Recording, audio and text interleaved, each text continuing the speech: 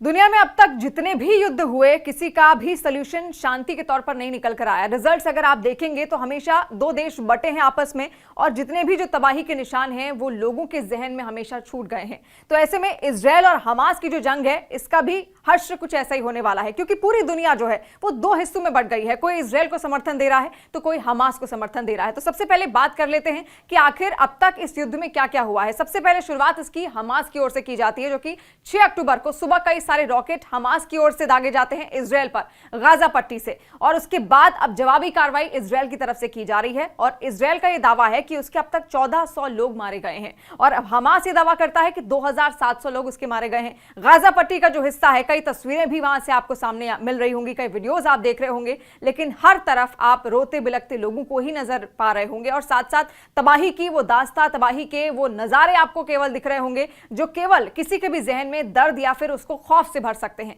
लेकिन यहां पर अब जो मुस्लिम देश है वो हमास को समर्थन दे रहे हैं और ऐसे में इजरायल को अमेरिका और कुछ पश्चिमी देशों का साथ यहां जरूर मिल रहा है। लेकिन अब बड़ी खबर जो इस बीच निकलकर ये सामने आ रही है कि अयातुल्ला अली खामनेई, जो कि सुप्रीम लीडर हैं ईरान के, और ईरान के वो पहले राष्ट्रपति भी इससे पहले रह चुके हैं, उनकी ओर से ये कह दिया गया है कि अगर ये जंग नहीं रोकी गई इजरायल की तरफ से, ईरान की मैं आपको चेतावनी बता रही हूं, जो उनके सुप्रीम लीडर है उनकी ओर से ये चेतावनी दी गई है खामनेई की ओर से कि अगर ये युद्ध नहीं रुका तो मुसलमानों को कोई रोक नहीं पाएगा। और उन्होंने यहां तक भी चेतावनी दी है जितने भी मुस्लिम देश हैं उन सबको एकजुट रहने की अपील की है, ताकि वो इस युद्ध में इजरायल के खिलाफत कर सकें, उसको डरा धमका सके किसी भी तरीके से। यानी कि एक दबाव बनाने की कोशिश है इजरायल पर, क्योंकि इजरायल की तरफ से कई सारे जवाबी हमले यहां पर लगातार किए जा रहे हैं। लेकिन खबरें कुछ ऐसी भी हैं, कुछ जो मीडिया रिपोर्ट्स हैं उनका यह भी दावा है कि जो ये खामनेई है, जो कि ईरान के सुप्रीम लीडर हैं और इसके साथ साथ ही शियाओं के भी सुप्रीम लीडर माने जाते हैं, इनकी जो जड़ें हैं वो भारत से जुड़ती हैं। चौंकाने वाली खबर जरूर है, लेकिन भारत के बाराबंकी के इनके दादा रहने वाले थे